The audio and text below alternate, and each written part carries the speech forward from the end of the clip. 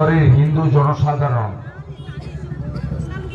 অত্যন্ত ব্যথাতুর হৃদয় নিয়ে আমরা যারা হিন্দু তারা আজকে পশ্চিমবঙ্গে অস্তিত্ব বিপন্ন এবং সংকটের মধ্যে আমরা আছি।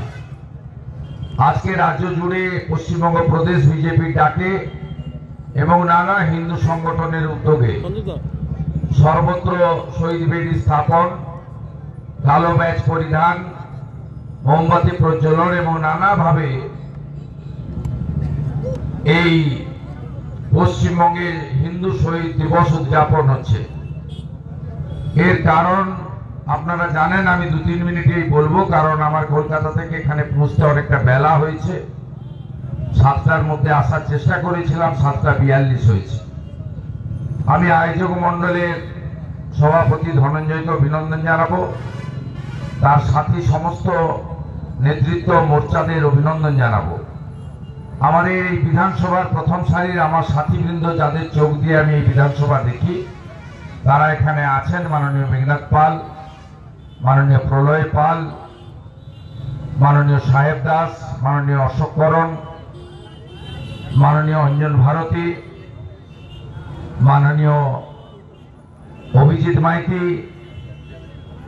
আমাদের পঞ্চায়েত সমিতির সভাপতি শ্যামল সাউ এবং সঞ্চালক কর্মাধ্যক্ষ দেবাশিস ভাই সহ আমাদের গ্রাম পঞ্চায়েতের প্রধানবৃন্দ, সাথীবৃন্দ, আমি সকলকে আমার কৃতজ্ঞতা জ্ঞাপন করি। কয়েক ঘন্টার নোটিশে তারা এখানে আয়োজন করেছেন। তো 6টা থেকে আপনারা এসে গেছিলেন। অনেক মাতৃমণ্ডলী আছে, এই সময় বাড়িতে তাদেরকে, বাচ্চাদেরকে বা বয়স্ক মানুষদের আহার দিতে হয়। এটি গ্রামীণ এলাকা, আমি তাদের কাছেও আমার কৃতজ্ঞতা জ্ঞাপন করছি। আপনারা জানেন যে মুর্শিদাবাদে নৃশংসভাবে 2জন মৃৎশিল্পী ঠাকুরের প্রতিমা তৈরি করেন। একজনের নাম হরগোবিন্দ দাস, আরেকজনের নাম চন্দন দাস। বাড়িতে ঢুকে জিহাদিরা জবাই করা ছুরি দিয়ে, তলোয়ার দিয়ে কেটেছে। ভিডিওটা আপনাদের অনেকের কাছে ঘুরছে, চন্দন দাস তার মৃত্যুর আগের ভিডিও। এবং এই জিনিস বরদাস্ত করার মতো জিনিস নয়। আমরা নন্দীগ্রামের মানুষ, হিন্দু হলে জিহাদিরা কতদূর পর্যন্ত যায় আমরা দেখেছি। 2021 সালে দেবব্রত মাইতির নৃশংস হত্যা আমরা দেখেছি। দেবব্রত মাইতি বিজেপির বা কোনো রাজনৈতিক দলের নেতা বা কর্মকর্তা ছিলেন না। তার একটাই অপরাধ ছিল, তিনি মমতা ব্যানার্জিকে ভোট দেননি। কারণ মমতা ব্যানার্জিকে ভোট দেওয়ার জন্য শেখ সুফিয়ান, শাহউদ্দিন, শামসুল, এরা জামাতরা, এরা মমতা ব্যানার্জির হয়ে ভোট করেছিল। সেদিন দেবব্রত মাইতি খুন হওয়ার একটাই কারণ ছিল, তিনি হিন্দু, তার পরিচয় একমাত্র ছিল হিন্দু। একইভাবে লোকসভা নির্বাচনের আগে 65 বছরের বৃদ্ধা তফসিলি পরিবারের, দলিত পরিবারের রথিবালা আড়িকেও রাত্রি 2:30টার সময় মনসা বাজারে থেতলে খুন করা হয়। তারও একটাই অপরাধ, যে মা কিন্তু কোনো মিছিল মিটিংয়ে যাওয়ার লোক ছিল না।